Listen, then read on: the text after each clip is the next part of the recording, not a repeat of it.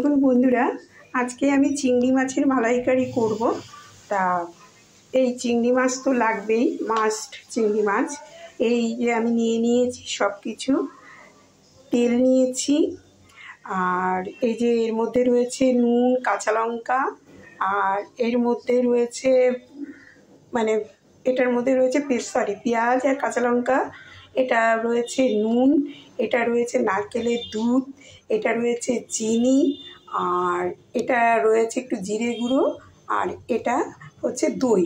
আর এখানে রয়েছে ফোড়ন দেওয়ার জন্য আমার গোটা জিরে আর এই তেজপাতা, আর এই নামাবার সময় একটু গরম মশলা দেব। এবারে আমি রান্নায় চলে যাই।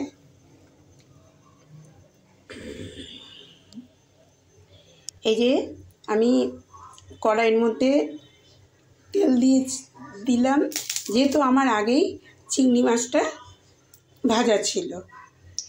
তেল দিলাম, তেলটা গরম হতে থাক।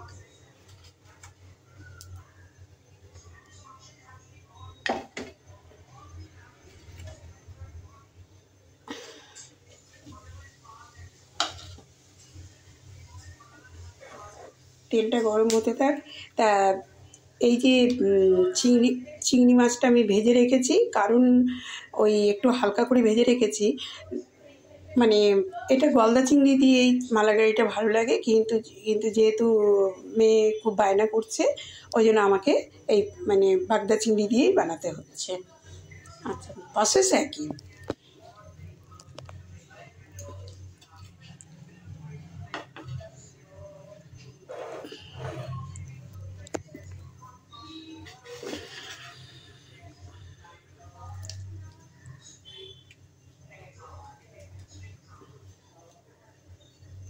এবারে আমি গোটা জিরে ফোড়ন দিলাম, এবারে দিয়ে দিলাম আমি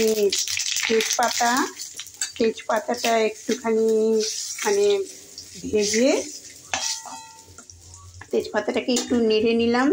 নেড়ে নিয়ে আমি এখন দিয়ে দেব এই পেঁয়াজ আর রসুন আর আদা এই যে করে রেখেছি, এটা দিয়ে দেব।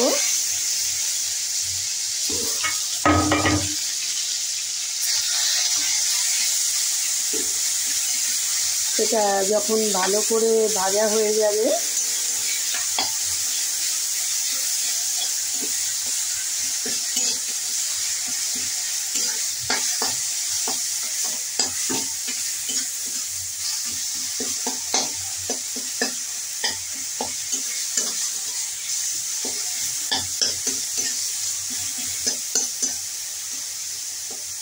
আজকে রবিবার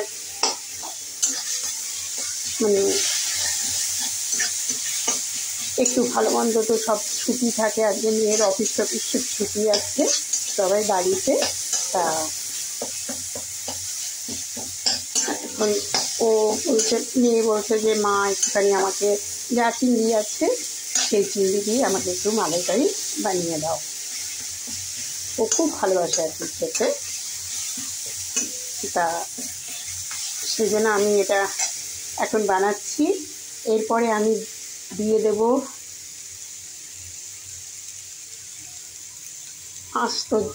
আস্ত জিরে, গুঁড়ো জিরে দিয়ে দিলাম।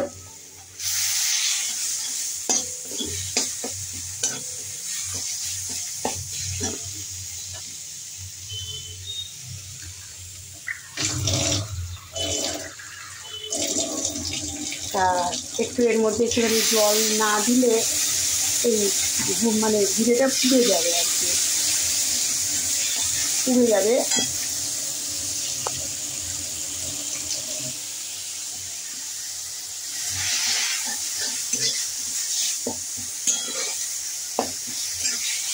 ও হচ্ছে আমার মেয়ে সব কিছুই করবে, কিন্তু আমি ঠিক এটা কাঁচা লঙ্কাটা দিলাম, ও ঝাল খায় না, একদম ঝাল খেতে চায় না, ওর রান্নাতে কোনো ঝাল হবে না। এটা আমি ভেবেছিলাম গার্নিশ করবার জন্যই দেবো, কিন্তু আমার এখন এটা গার্নিশ করলে তো আর ওটা বয়েল হবে না লঙ্কাটা, এই জন্য আমি এখনই দিয়ে দিলাম।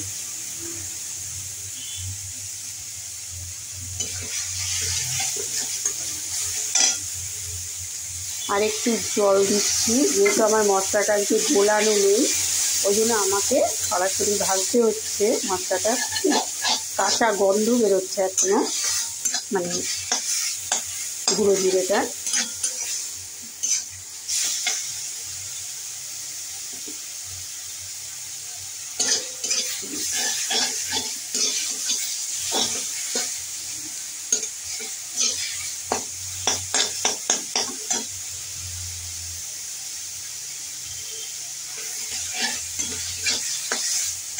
এরপরে দেখুন বন্ধু, আমার দইটা নুন দিয়ে ফেটানো আছে আগের থেকে, নাহলে যদি মশলার সাথে দেই না ফেটানো ইয়েটা, তাহলে কী হবে, ও মানে হয়ে যাবে, ছানা কেটে যাবে।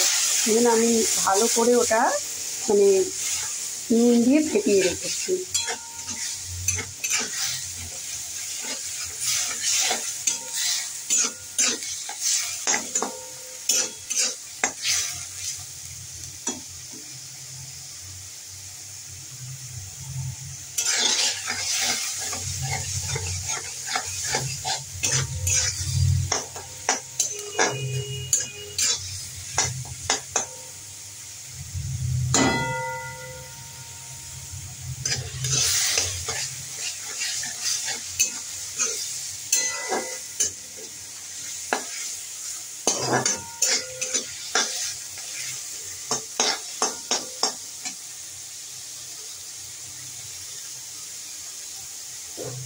এরপরে আমি এর মধ্যে চিংড়ি মাছগুলো ছেড়ে দিচ্ছি।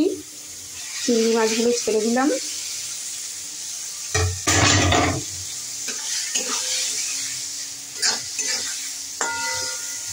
চিংড়ি মাছগুলো ছেড়ে দিলাম। এরপরে আর কিছু না, এর মধ্যে জাস্ট এবারে মানে নারকেলের দুধটা মিশিয়ে দিতে হবে। দই দেওয়া হয়ে গেছে, আর এই দইয়ের বাটিতে একটুখানি দইটা লেগে আছে, এটার মধ্যে আমি একটুখানি জলটা দিয়ে দিলাম।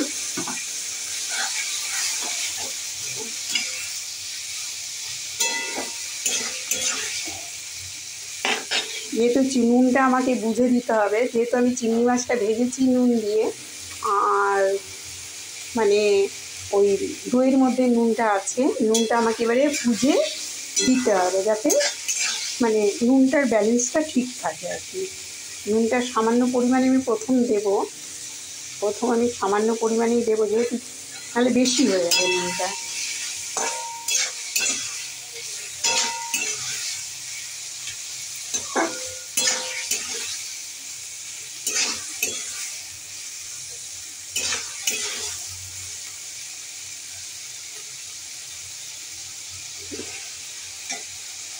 এরপরে আমি চিনিটা অ্যাড করে দেবো, পরিমাণ মতো চিনিটা অ্যাড করে দেবো।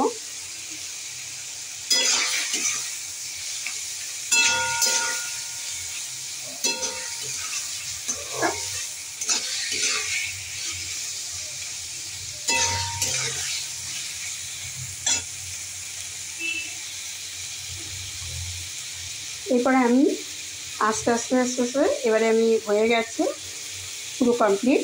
আমি এবারে নারকেলের দুধটা আমি ঢেলে দিলাম। নারকেলের দুধটা এবারে এর সাথে মিশিয়ে দিলাম।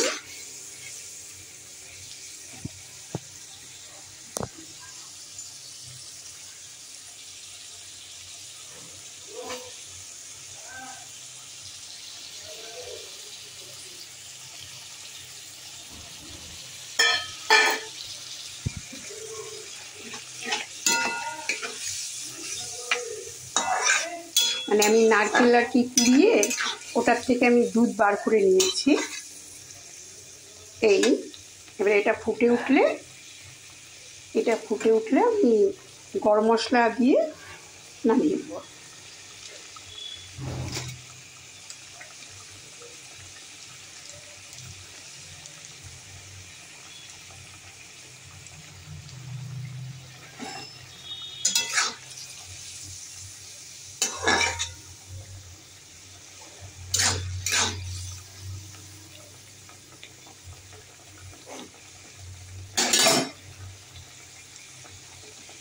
এবার আমি এর সাথে একটু গরম মশলা, এই যে দেখছেন সানরাইজ গরম মশলা, শাহি গরম মশলা, এটা গরম মশলাই চলে, আমিও আসলে সানরাইজ শাহি গরম মশলাটা ইউজ করি, ওই জন্য আমি সানরাইজ শাহি গরম মশলাটা দিয়ে দিলাম এর মধ্যে সেন্টের জন্য। আর কি ঘি ইয়ে করতে হয়, ঘিও দেয় অনেকে, আমি দিই না কেননা মেয়ে পছন্দ করে না স্মেলটা, ওই জন্য।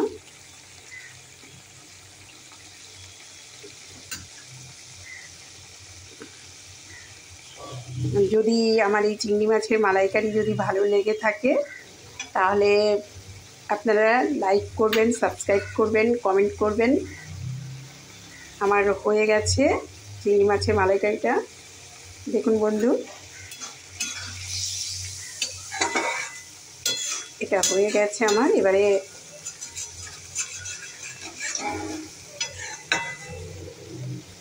যদি আমার রান্নাটা ভালো লেগে থাকে তাহলে আপনারা লাইক, কমেন্ট, সাবস্ক্রাইব করে দেবেন।